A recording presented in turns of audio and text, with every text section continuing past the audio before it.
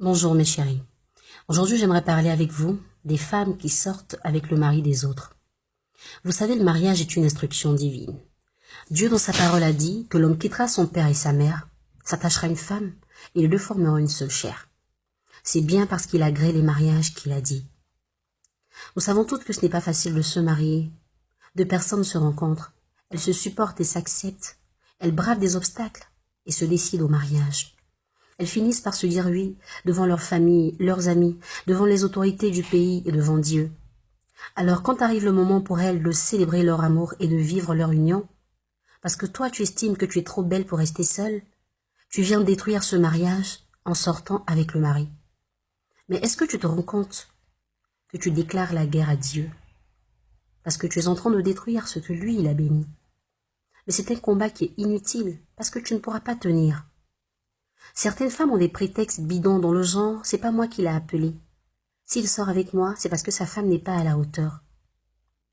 Mais pourquoi tu penses que c'est ton corps qui doit servir de distraction à un homme qui s'ennuie dans son foyer?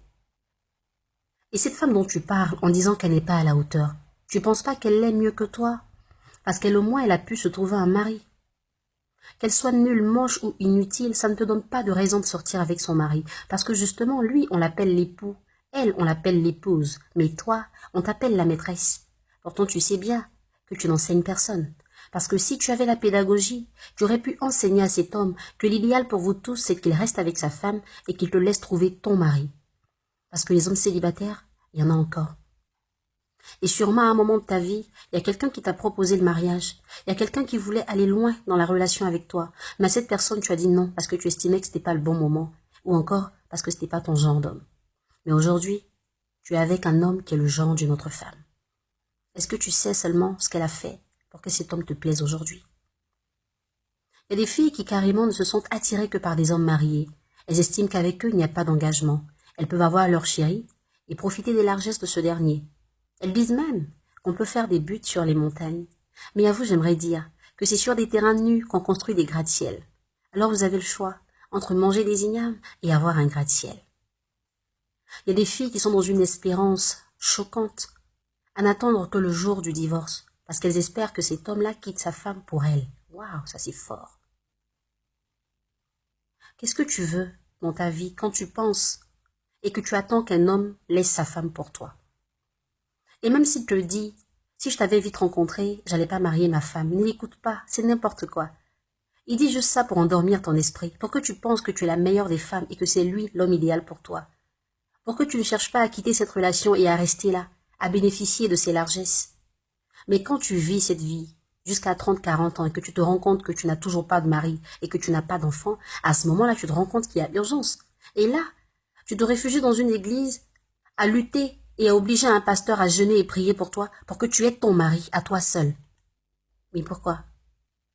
Tu as profité de ta jeunesse pour être avec le mari des autres. Alors accepte on utilise ton mari toi aussi. Certains hommes vous disent, je suis en instance de divorce.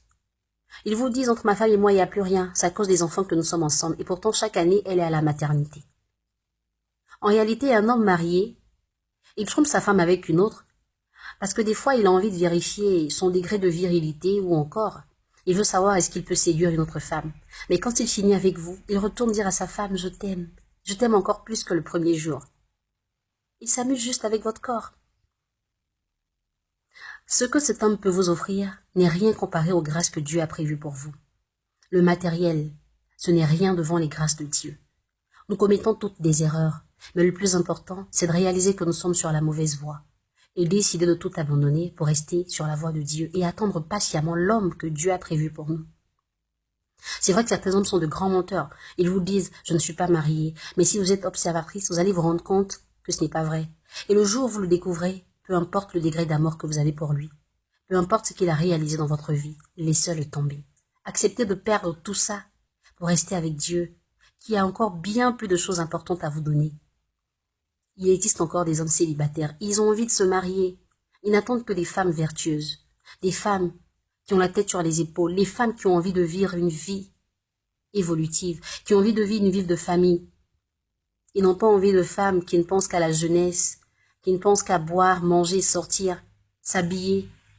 Ils ne pensent pas aux femmes qui n'ont pas de spiritualité, comme priorité. Si tu as envie de te marier, sache que c'est encore possible. L'homme marié avec qui tu perds ton temps ne quittera jamais sa femme pour toi. Et même s'il le fait, il te quittera pour une autre femme. J'espère que cette vidéo va t'aider.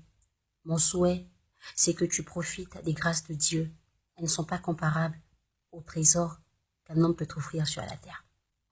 Passez une agréable journée. Je vous aime, mes chéris.